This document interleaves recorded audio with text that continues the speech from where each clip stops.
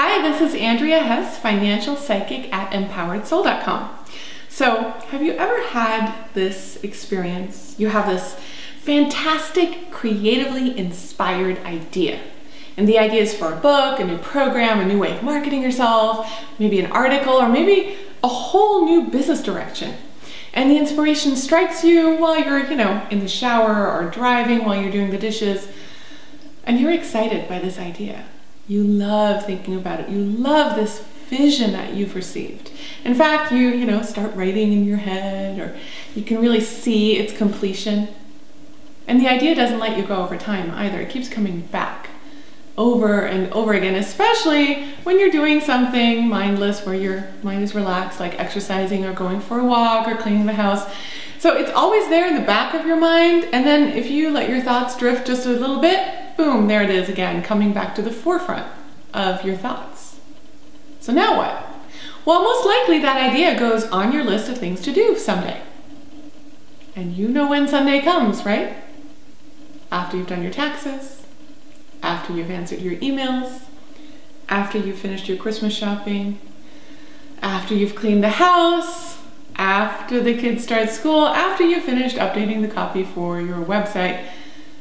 I know you have a gazillion things on your to-do list already, right? So your inspiration gets on the list after you do all the things that you think you have to do. In other words, never. And that's a sad thought, right? But really, unless you change your thinking, it's never. Someday never comes. What you're really doing when you're not following through on inspiration is withholding. You are not allowing your soul its creative self-expression. Because let's face it, those inspirations, they come straight from your higher self and they point you towards your purpose. And these inspirations, they never come at a convenient time. They can't come at a convenient time because your mind has always got a plan for what it's going to do with your time. It's usually a very practical plan, full of stuff that you think you need to get done. And I know you already have too much to do. I mean, you had a plan for the day or the week or the month, and that plan probably did not include a big creative project. You didn't wake up and plan on writing a book today or creating a whole new website. So the mind will have you tell yourself that you're going to get through everything that's already on your plate, and then you'll give yourself the gift of creative self-expression. But let's be honest, there's always more practical stuff that can be put first, right? And what are you doing?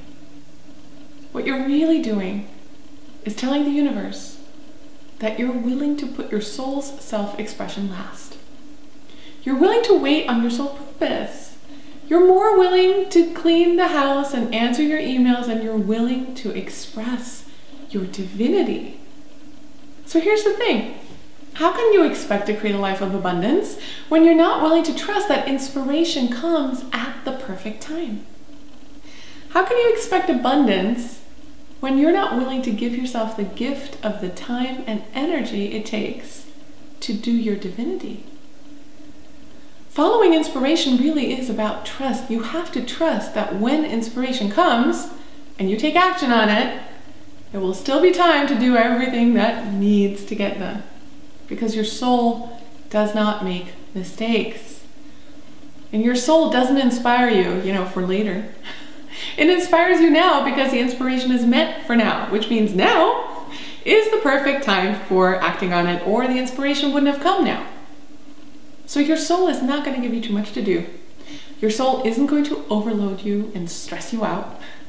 Now your mind is going to do that, but your soul is not. You just have to trust that following your soul's plan is going to create more abundance and be more productive for you than following your mind's plan. So what if you just stopped arguing with your soul? What if you just told the mind's plan, just shove off, and give yourself permission to follow inspiration? The only way to find out is to try it. If you believe in infinite abundance, you have to believe that there is more than enough. And that includes more than enough time. Don't argue with the wisdom of your soul. Don't withhold from yourself, because that's no way to create a life of abundance.